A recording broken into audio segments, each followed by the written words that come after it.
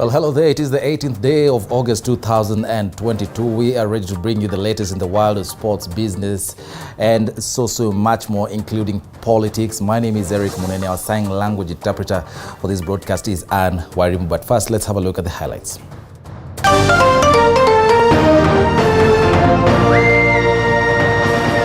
Tonight, schools reopen following a nationwide 2-week break to allow for the country to hold the general election as parents decry the high cost of fare.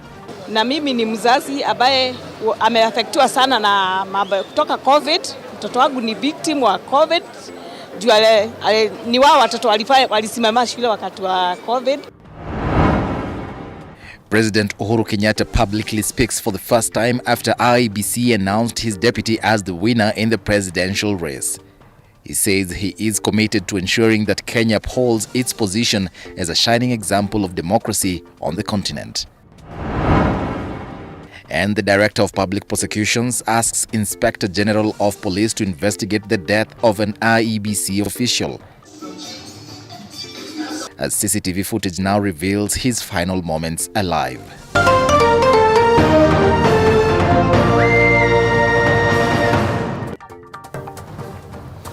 Welcome to the broadcast. Now, the recently concluded general election came as a shocker largely to political bigwigs who were trounced by new faces.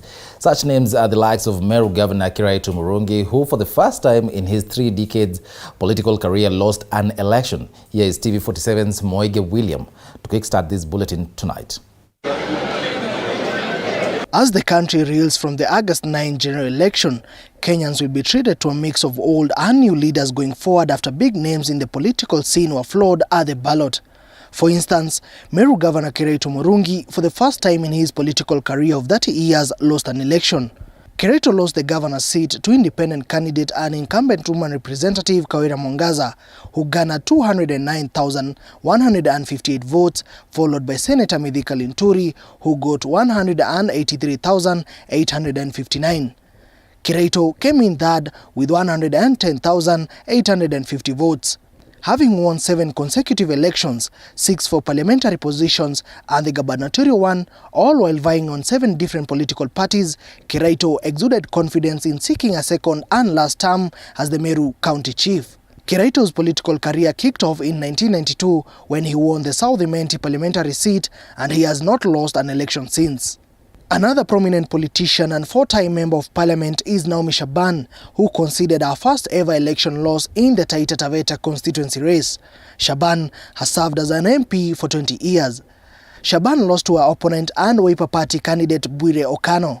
Deputy President, now President-elect William Ruto's close ally and outgoing Gatondo South Member of Parliament Moses Kuria, even before conclusion of vote tallying, declared that he had bowed out of elective politics. The Chama cha Kazi party leader, through his social media handles, stated that he opted to go back to private business. Another prominent name and one of the country's longest-serving Member of Parliament is Jimmy Angwenyi of Kitutu Chache North constituency, who lost to Japheth Nyakundi of UDA.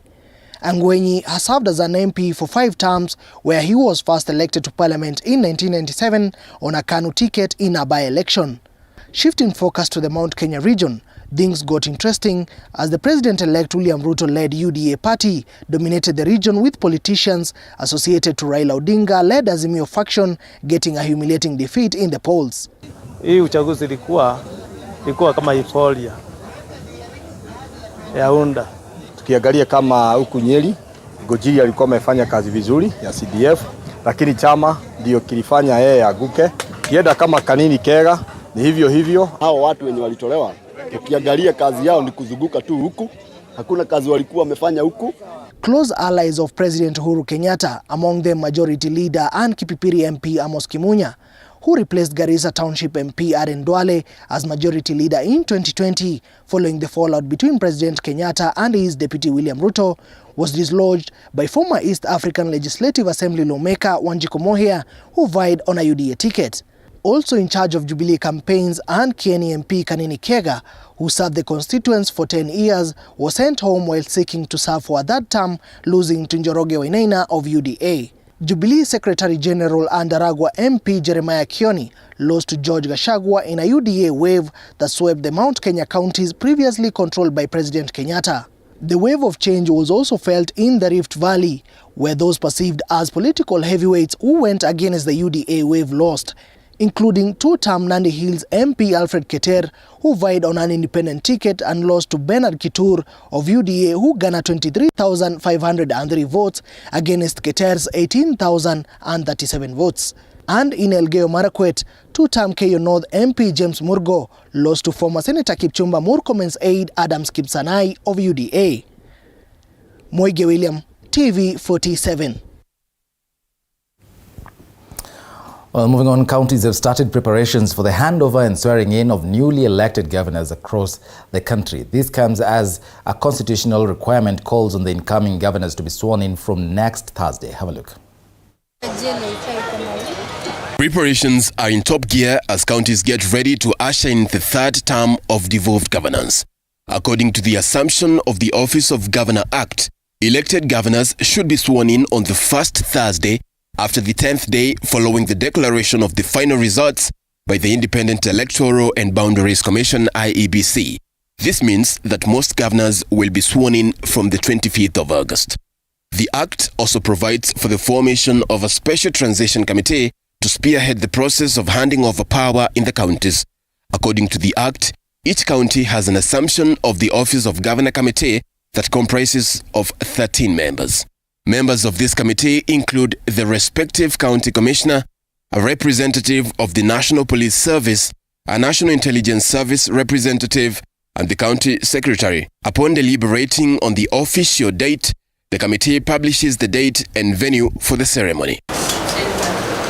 In Kisii County, the County Transition Committee, led by Chairperson Patrick Lumumba, says preparations for swearing in Governor-elect Simba Arati and his deputy Robert Monda are complete. That the committee has been holding meetings and preparations are underway for the swearing in of the Governor-elect and Deputy Governor-elect.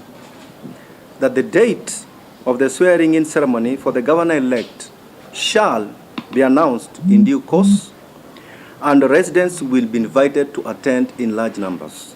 Security has been beefed up in Isiolo County, where the Governor-elect Abdi Guyo will be sworn in on Thursday, the 25th, according to Chairperson of the County Transition Committee, Ahmed Galgalo. That today we have really looked around and seen what we have done, and we have found that we are almost 90% of the work which we are supposed to do is done. We are now left with only one task of conducting the swearing-in ceremony. Preparations are also in full swing in Meru County, where the new county boss, Kawira Mwangaza, shocked many after flooring two political bigwigs. Security has been beefed up ahead of the ceremony, also set to take place on the 25th of August. And we have been meeting since July to prepare for the swearing-in of the governor-elect. This is because maybe over the years, when this act was not there, swearing-in ceremonies was just effervescent and sometimes chaotic. So what we are doing today in Meru is what is being done everywhere in Kenya. In Garissa, the County Transition Committee said it has held 6 meetings over the past 1 month in preparation for the swearing-in of Governor-elect Nadhif Jama and his deputy. On behalf of the National Government, as the County Commissioner, Garissa County, I want to assure the members of the public that following the successful election that was held on 9th of August this year, our security agencies have tightened up security in the entire county. Last week, Chief Justice Martha Koome commissioned 47 judges to conduct the swearing-in ceremonies of governors and their deputies in all counties. Waris Kimathi, TV47. Well, moving on, 3 days after the poll agency IEBC declared Deputy President William Ruto the President-elect following the August 9th general election, the outgoing President Uhuru Kenyatta has assured that the power transition will be smooth. In a meeting with religious leaders who paid him a courtesy call at State House, Nairobi, Thursday, Kenyatta asked Kenyans to maintain peace as the country is in the transition period. Michael Gongo with the details. President-elect to come forward and receive his certificate.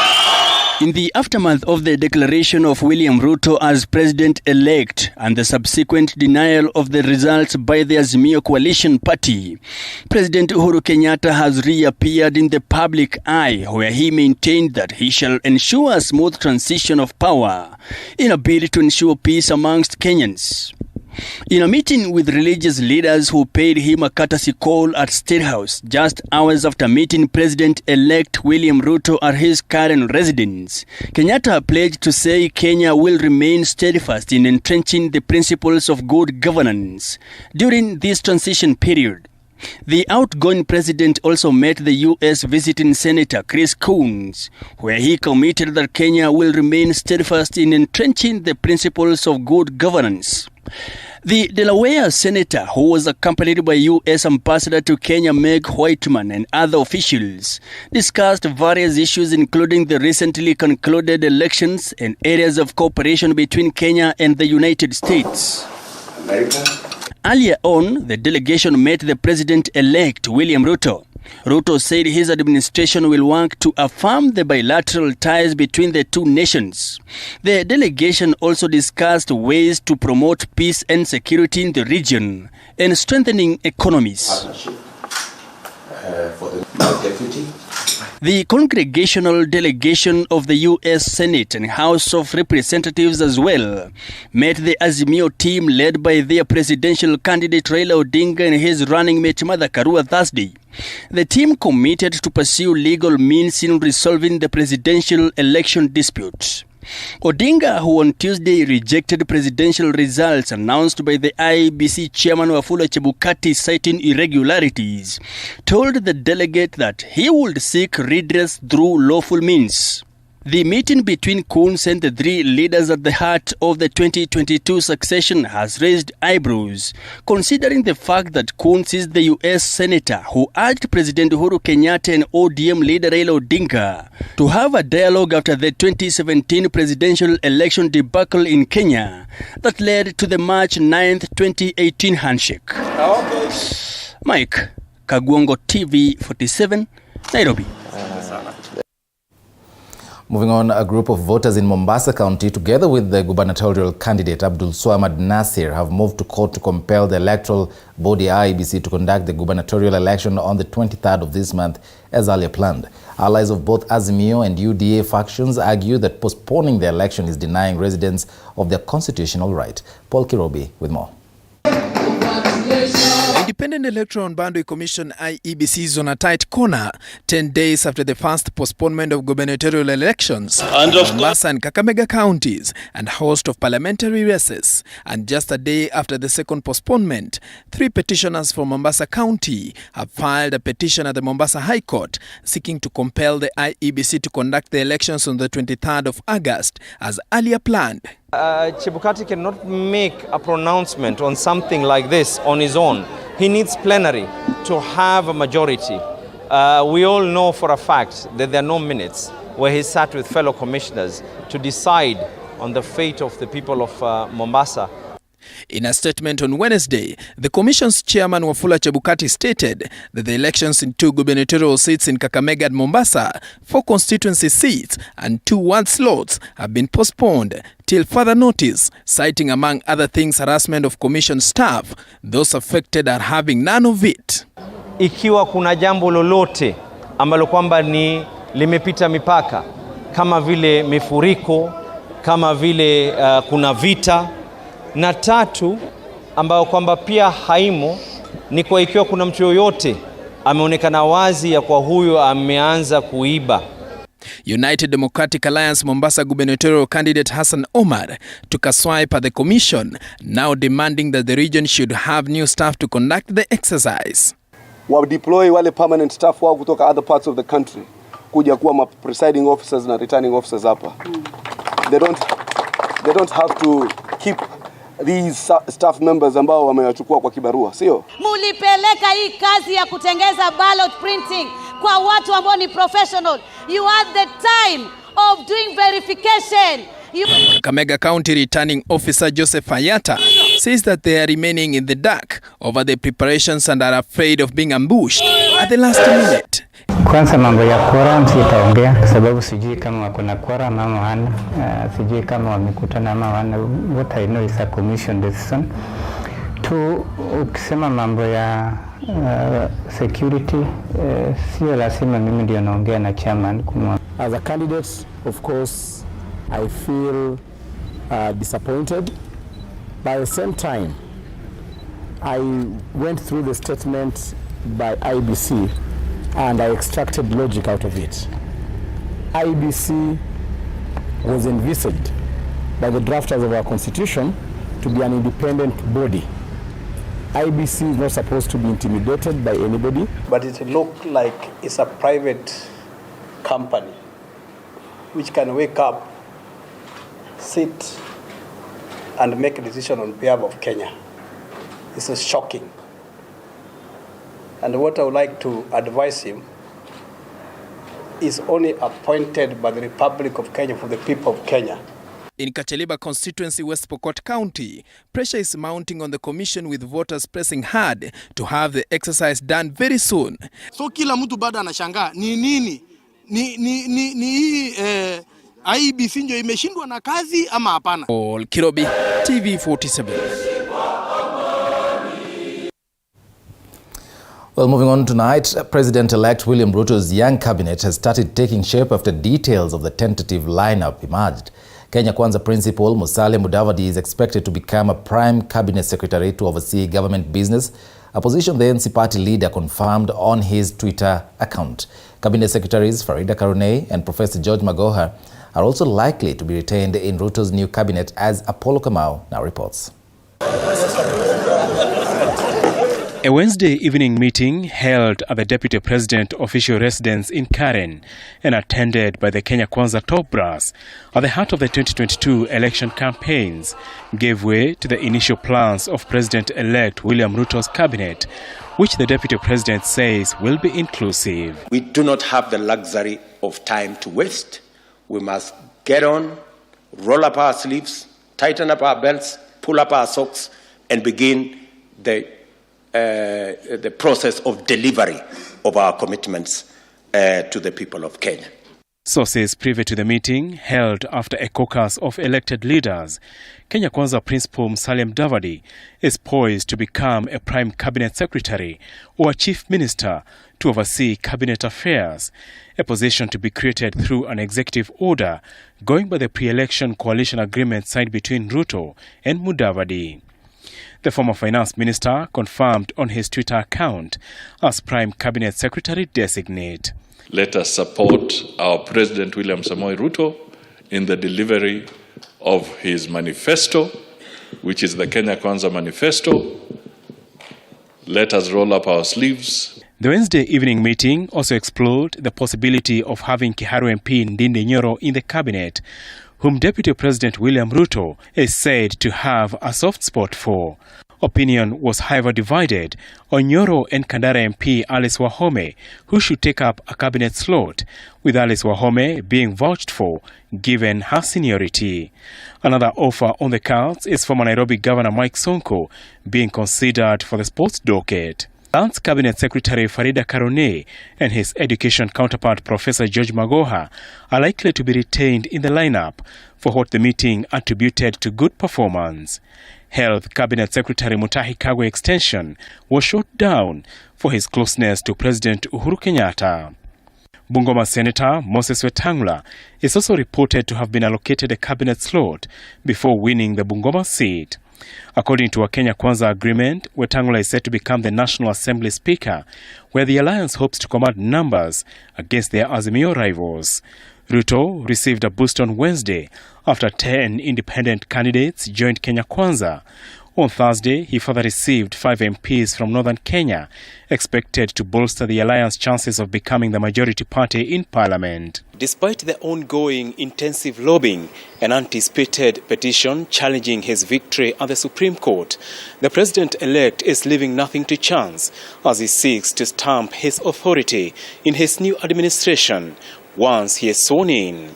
Apol Kamau, TV47 in Nairobi. Well, thank you, Apollo Kamau, for that.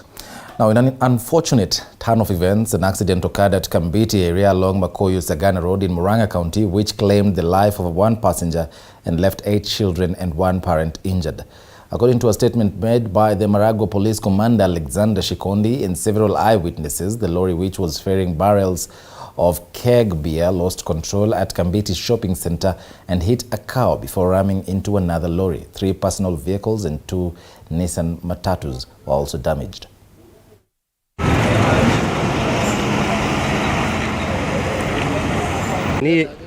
Ni lori ya pombe tunasikia ilikatalia breki huko juu. Mwanzo ikagonga ng'ombe na ikakuja kwa hii diversion ikapita kwa hii mawe imefunga njia. Ikakuja kaa imepita na hiyo mawe yote. Ndio ikakuja ikagonga gari kaa 3 hapa hivi na singine zikagongana hapa. Ndio mimi ile person ilikuwa pande ile ndio iligongwa. Na hiyo lori ya pombe vile niliona mimi nikaiondokea ikakuja kaa imenigonga na upande. Kuna gari imekuja ikakatika brake ikagonga hadi ng'ombe, ikakuja ikakatika brake ikagonga hadi hizi magari mnaona hapa hivi za shule, ikaumiza watoto wa shule. Kwa hivyo tunauliza tunaweza weka bump hapa na road sign ya kuonyesha hapa kwa hii kona. Juu si mara ya kwanza gari kuanguka hapa, hata kuna nyingine ilikuwa imeanguka hapa hivi ya mahindi. Quite unfortunate. Now, university leaders drawn from 76 universities have sworn in a new president of the Kenya University of Students Association, KUSO. They say that Anthony Manyara, who has been holding the position for 5 years, now is illegally in office as he is no longer a student at any recognized university. Anthony Manyara on his end defended himself that one term alone is not enough to be in office as he needs more time to push for projects that favor students in school. He further sent a warning to the students' leaders, terming the whole process as illegal. I want to take this juncture to warn them, Stanley, that next time if they try anything of this sort, then I will act. We have our foot soldiers everywhere. You cannot say maybe in Kenya, whereby we have bureaucracy, that you sort out problems of students in only 1 year.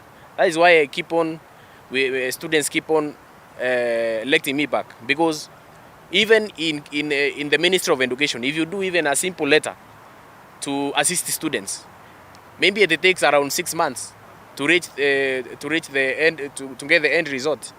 How can you really achieve even change of policy as a student leader in Kenya by only serving for 1 year?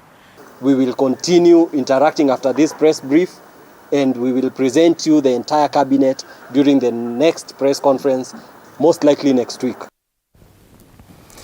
Moving on, education stakeholders in Marsabit County have expressed concerns that the gains already made in bringing education closer to learners in the region could be easily eroded by the ongoing drought situation.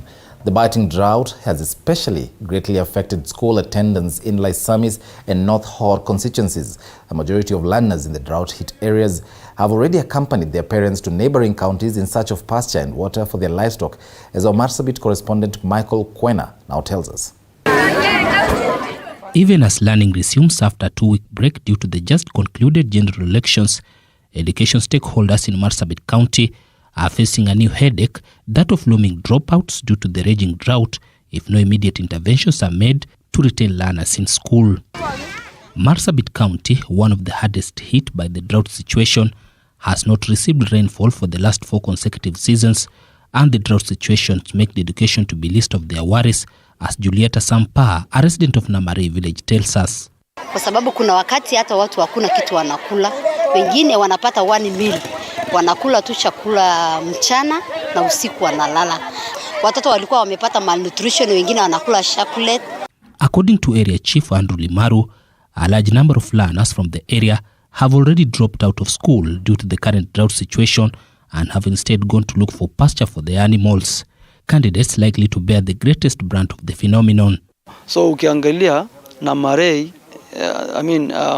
Lengima is the most affected.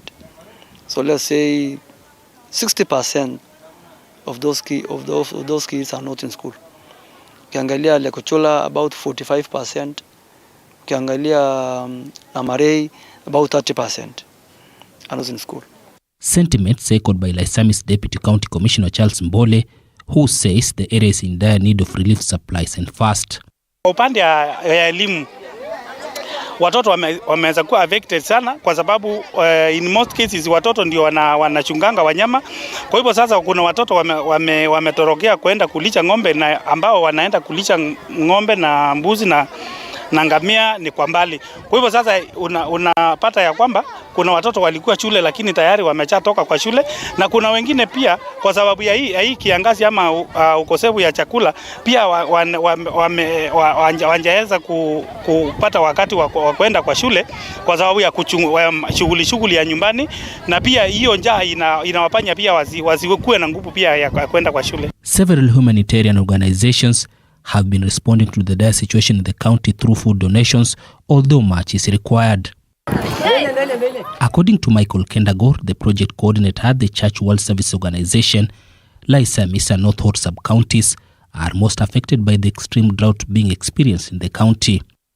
We hope that a total of about 20,000 to between 20,000 and 24,000 people within those households will receive that food for the period of 4 months. Hopefully there will be rains after that, although indications are showing that the rains may not be coming. The Ministry of Education had directed all schools to be reopened today to allow learners to resume their studies in the already cramped up second term as candidates prepare for national exams set to be held in the next few weeks. Michael Kwena, TV47 in Marsabit County.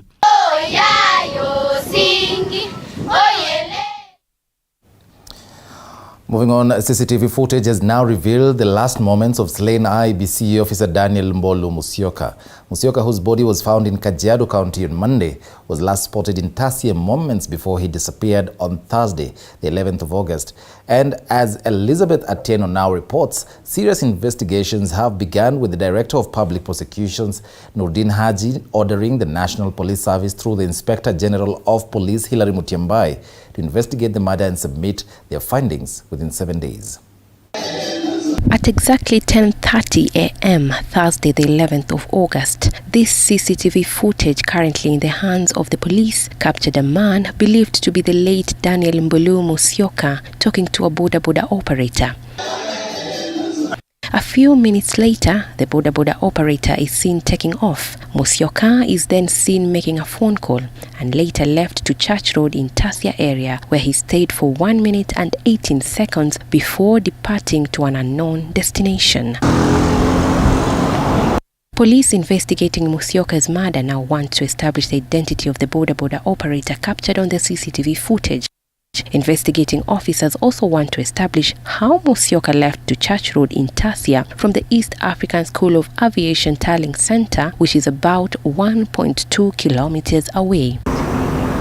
According to witnesses, Musyoka arrived at the Tarling Center at 9:30 a.m. on Thursday, the 11th of August. Police are now investigating Musyoka's movements from home to the Tarling Center and later on to Tasia, and how his badly mutilated body ended up in Oloitoktok on Monday, the 15th of this month. This incident has since elicited mixed reactions from the public, with IEBC calling for speedy investigations into the matter, further condoling with the family of the slain official. The Director of Public Prosecution, Nurdin Haji, has today broken his silence on the tragic incident. In a letter addressed to the Inspector General of Police, Hilary Mutyambai, and copied to the IEBC Chairman Wafula Chebukati, Haji stated, and I quote, "Accordingly, you are hereby directed to undertake comprehensive investigations into the matter pursuant to Article 157 of the Constitution of Kenya and submit the resultant investigation file within 7 days of the date hereof." Preliminary post-mortem results show that Musyoka was strangled to death and sustained injuries on both the arms and legs. Musyoka was an IEBC returning officer in Embakasi East, Nairobi County. His body was discovered by herders on Monday evening in the Kilombero forest at the foot of Mount Kilimanjaro. It was found dumped on the bed of a dry seasonal river. He went missing from his workstation on August the 12th. Musyoka will be laid to rest in Mwala, Machakos County. Elizabeth Atieno, TV47. Well, at 28 minutes past the hour, time now for a very short break. Don't go away, we'll be back with more.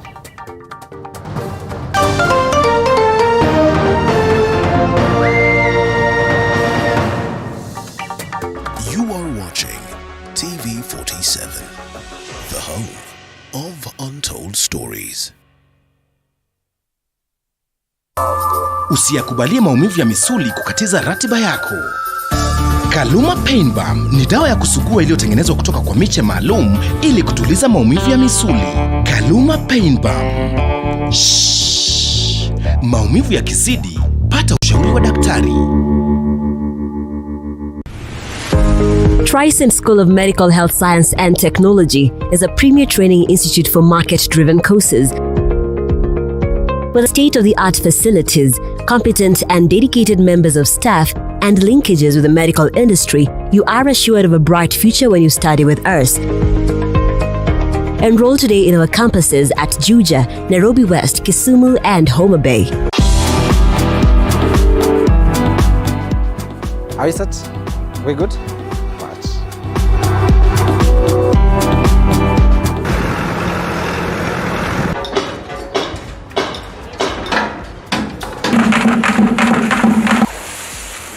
At the Realtor, we tell you this where we have to unearth and surface everything that pertains or concerns you. With blockwork, you just cannot get the level of quality that you can with this aluminium formwork technology. We actually try our best to deliver the product to the client as it was agreed. Every Tuesday at 7:30 p.m.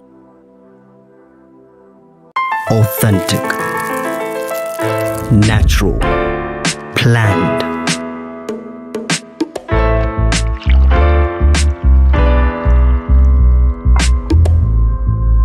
Transforming.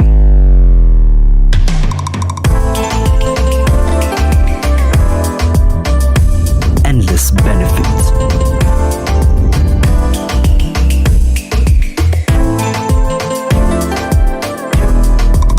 Slaty, purely Kenyan. Buy now on Jumia or Amazon. Mount Kenya University takes pride in being an academic giant with some of the best infrastructure, imparting knowledge to the best brains in the country and the region. Our members of faculty are keen to deliver market-driven programs in science and humanities with a keen focus on linkages with relevant organizations.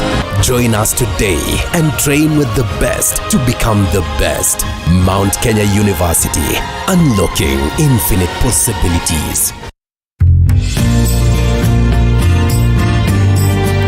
Disability can make it more difficult for a person to do certain activities or effectively interact with the world around them.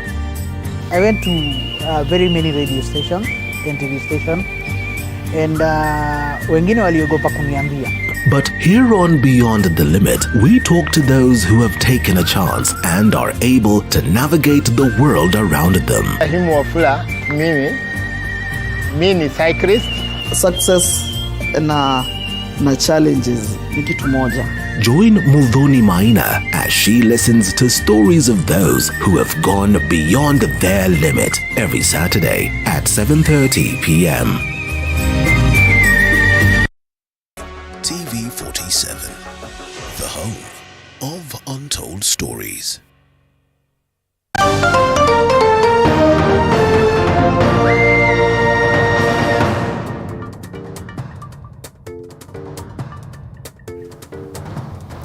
Welcome back and thanks for staying with us. Now, schools in the country reopened today following a 2-week break to allow for Kenyans to go for the general election. Now, going back to school this time has been faced with many challenges, with some of the parents complaining about the added cost that comes with the recent closure of schools. With the reopening of schools across the country for the continuation of second term, parents in Nairobi County have decried added costs that comes with an increase in fares as PSV take advantage of the rush to make more money. Lakini leo tumekuwa na ubungufu wa magari sababu wanafunzi wamekuwa wengi na bei ya kusafiri imepanda juu. The rush to travel caused an acute shortage of PSV that caught parents of school-going children off guard. The pupils who had longer distance to travel were forced to wake up earlier on the short notice. Teachers in Bungoma County have been asked by parents to understand and make arrangements for the students who reported late as they waited for vehicles for over 2 hours. Kuna uhaba wa magari Tumekaa hapa muda mrefu, magari hazikuji, nauli imepanda. Sasa unaona watoto inafaa ingie shule saa 8, waanze mtihani saa 10. Inakaa watakaa hapa, watatoka hata hiyo saa 8. Sasa tunatarajia tushughulikiwe ili watoto wafike shule kwa wakati mzuri. The chairman of NAT, Augustine Watamba, has called on all stakeholders in education to rally together in a bid to restore the state of learning that was already affected by corona and now the elections. Ile corona wakati imekuja, it affected our calendar, but we want to thank all the stakeholders. We must work as a team ili tuweze kurudi kwa njia ile ilikuwa ya kitambo. In Kiambu County, a section of parents called a change in the election date from August to December like yesteryears in a bid to avoid further disruptions in the education calendar.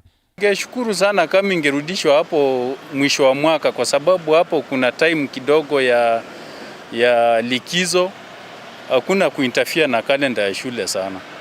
Tungeshukuru irudi hapo. Despite several schools being used as voting centers, the Minister of Education, Professor George Magoha, has ensured that the schedule will remain unchanged and allow the preparation of the national examination at the end of this year. Khaemba Emmanuel, TV47.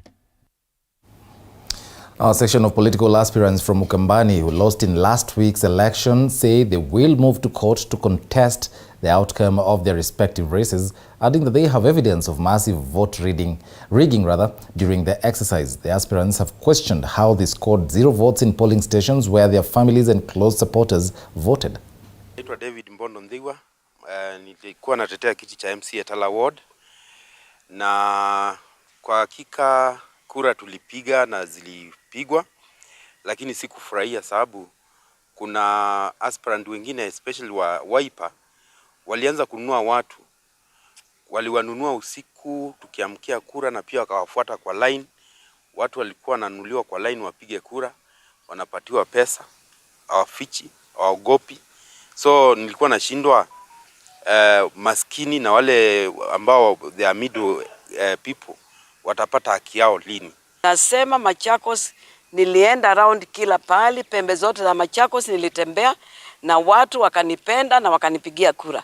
Lakini kufikia siku ile ya 9th August ni kura ilipigwa vibaya, kulikuwa na watu walikuwa na kura ilikuwa inaibiwa. Kura ilikuwa watu walipiga kura, wakanipigia kura. Lakini nilishangaa wakati result ilianza kutoka. Na wekewa kura iko chini sana. Kwingine hata nilipigiwa na watu wa familia kunawekwa 0. Kura zetu naweza sema ukweli ziliimbiwa kwa sababu ya kile tuliona, na sababu ya kusema hivyo ni vile tulitembea na watu wengi walipiga kura, hata wale wa familia yangu wote walipiga kura, lakini watu wengi walisimamishwa na chama ya Wiper na chama zingine zikatoa pesa wakasimamisha watu wasiende kupiga kura na wakawekwa parking. Now moving on, Kiambu bishops have condemned church demolitions as a way of eradicating curse at the old worshipping centers, believing that those places are cursed. However, according to Charles Muturi, the Mount Kenya South ACK Church Bishop, the old buildings are cursed and should be demolished before the commencement of reconstruction of new ones.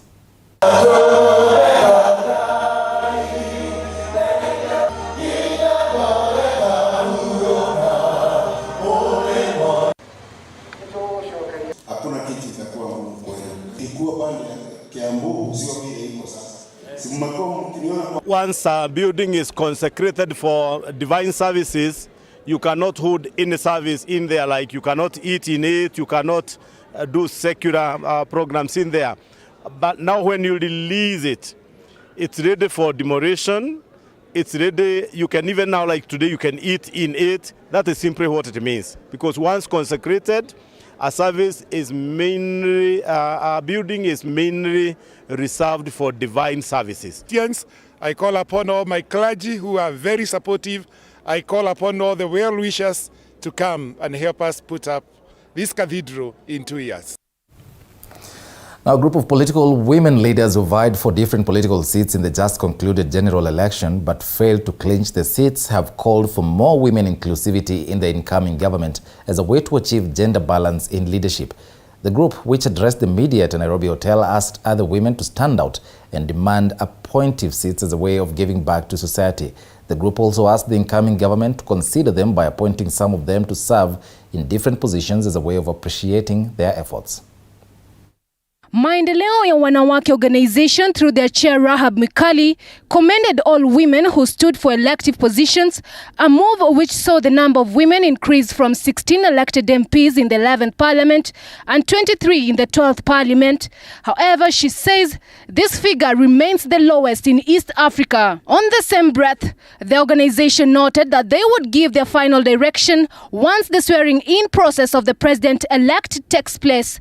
As to the other question, you are very clear, according to you, that my choice did not succeed.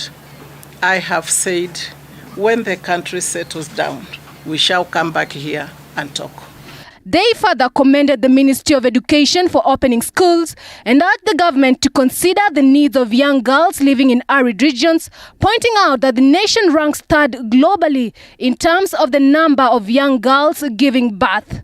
Allo Meresia, TV47, Nairobi. Moving on, farmers in Kajiado County have been encouraged to shift gears from livestock keeping to beekeeping, a move that will see them utilize and conserve the environment, thus making it conducive for keeping other animals. According to John Tanoi, residents of Kajiado have been losing their cattle during dry seasons due to water and pasture scarcity.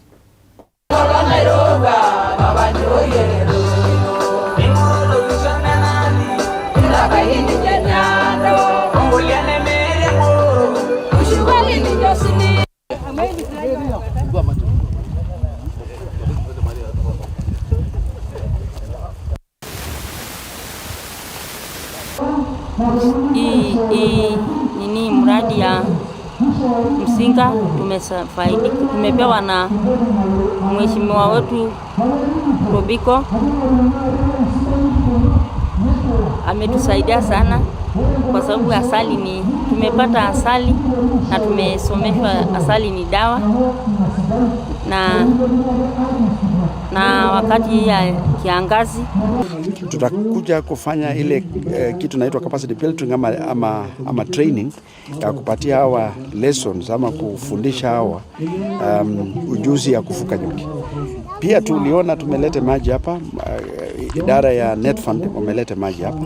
Sisi pia tulisema tutakuja kwenda pale kwa milima tuone venye tunaweza kuexpand maneno ya maji. Maji haitakuwa maji peke yake ya ng'ombe ama watu, pia tutapatia miradi kidogo miradi kidogo ya nini ya nyuki, because ukitaka kufuka nyuki lazima pia wapate maji. So hizo technology zote tuna package kwa part of the training ambayo inaitwa capacity building. Unaona hao ni watu wa nyumbani, anybody else, hata ile community yote unatoka, sisi pia tunatoka. Kama hujapewa capacity training ya kuelewa, itakuwa ni shida kidogo. Time now for a very short break. We'll be back with more, including the latest from the world of sports.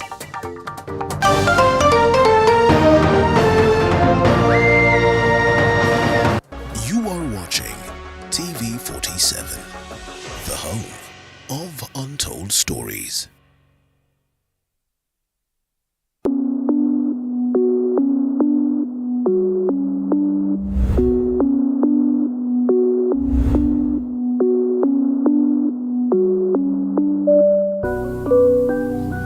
Ladies and gentlemen, welcome aboard Flight Tech 47. I am your captain, David Ochola, and I'm taking you on a technical journey. Come with me.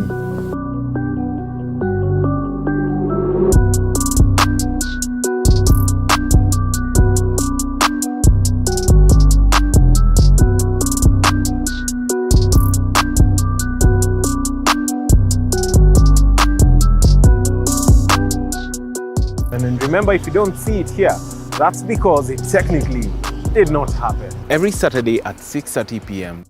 Authentic, natural, planned.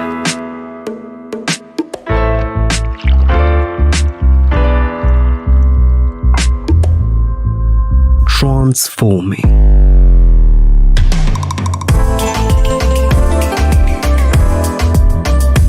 Endless benefits.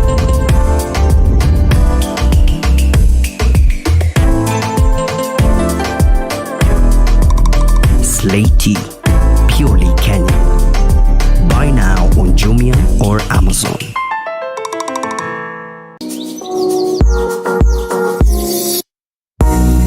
Agriculture in Kenya dominates Kenya's economy, and because of this, we crisscross the country in search of farm details. From making our natural products like kombucha. We have 15 different varieties or flavors of kombucha. So we have around 7, which we call herbal teas. To learning about planting one of the rarest nuts. I wanted to buy 10 trees. Those guys told me that 10 trees are too few because macadamia is one of the rarest nuts in the world. As we learn all this and more, catch up with Violet Njoki every Sunday at 6:30 p.m.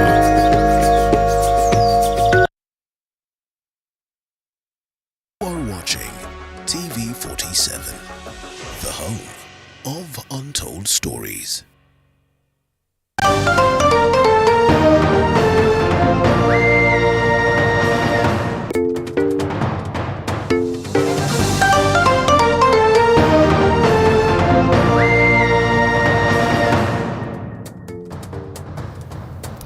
Welcome to your favorite segment on Kenyan TV right now. Now, Kenyans online have made claims that the 4 IEBC commissioners that dissented on the presidential elections results made an obvious blunder when tabulating the 25% requirement in a majority of counties for presidential candidates. Some said that the 4 commissioners had wondered how the two, that is Azimio's Raila Odinga and Kenya Kwanza's William Ruto, could have gotten 25% in 34 and 39 counties respectively. A figure that was wrongly added up to 73 counties, as you can see on that image right now on your screen. Well, the percentage point is 25% or a quarter of 100, so both Raila and Ruto can actually get 25% of the votes in the same county. In fact, 4 candidates can get 25% in the same county. So, did the commissioners get it wrong? Let's have a look.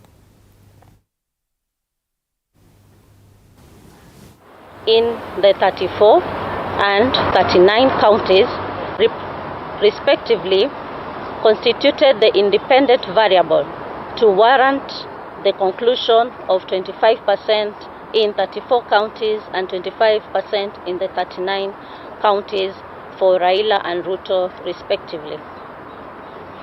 In the absence of a credible and verifiable. So the facts are there. No, they did not claim that the two could not attain 25% in the same county. They only questioned the figures in the 34 and 39 counties, which constituted the independent variable to warrant the conclusion of the 25% in the 34 and 39 counties. That has been your fact check for this week.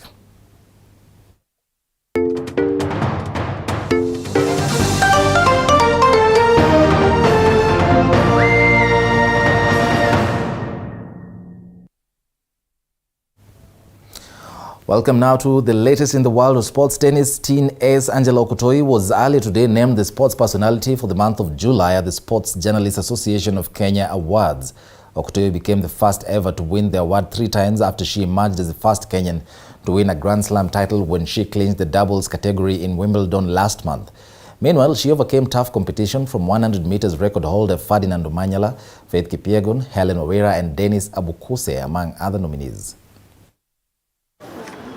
We hold it, okay.